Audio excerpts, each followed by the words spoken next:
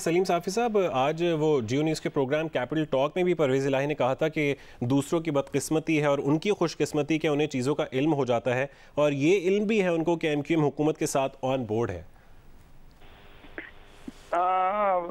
मेरे ख्याल में चौधरी परवेज़ इलाही साहब यकीनन बड़े ज़ीरक सियासतदान हैं, लेकिन वो पश्तो में एक मकूला है कि होशियार परिंदा पहले तो पसता नहीं है और जब पसता है तो फिर दोनों टांगे पसवा देता है। तो मेरा अंदाज़ा तो ये है एक तालिब इल्म की हैसियत से कि खुद चौधरी परवेज़ इलाही साहब ट्रैप हो गए हैं, क्योंकि एक तो ये मुश्किल नहीं बल्कि नामुमकिन नज़र आता है कि अब इसके बाद जो सूरत हाल बनेगी तो उसके बाद पीटीआई उनको वज़ीर आला बना सकेगी। दूसरा, खुद उनके ख़ानदान में फूट पड़ गया है और जो कुछ उन्होंने किया है तो चौधरी शुजात हुसैन और उनके बेटे उसके हामी नहीं है। और फिर तीसरा ये हुआ है उसका नतीजा कि जो चीमा साहब हैं और जो उनके पार्लिमानी लीडर भी हैं,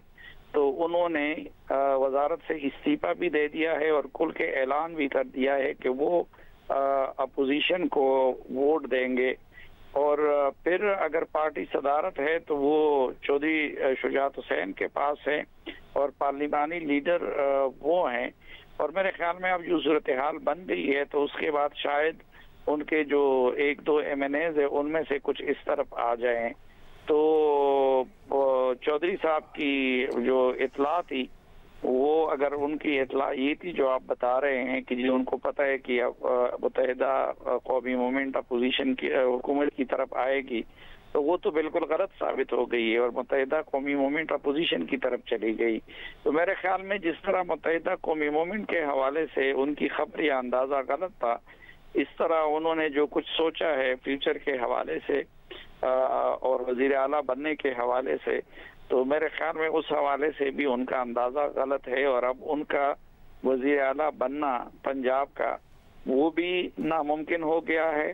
और दूसरा, मौलाना फजलुर रहमान और जरदारी चूंकि दरमियान में गारंटर थे, तो उनके सामने भी उनकी पोजीशन अखलाकी काफ़ी ख़राब इसलिए हो गई है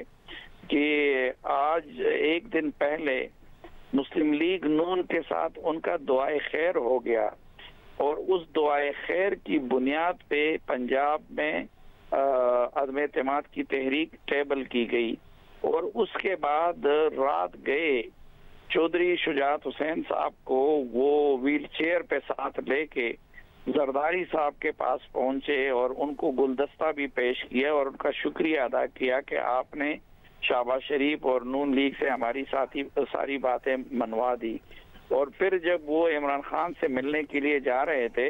तो उस वक्त चौधरी शुजात हुसैन ने बयान दिया कि वो सिर्फ बातचीत के लिए गए हैं, फैसला करने का उनके पास इख्तियार नहीं है। लेकिन उन्होंने बिल्कुल यू टर्न ले लिया और उस यू टर्न की वजह से मौलाना फजलुर रहमान और जरदारी साहब के यहाँ जो उनकी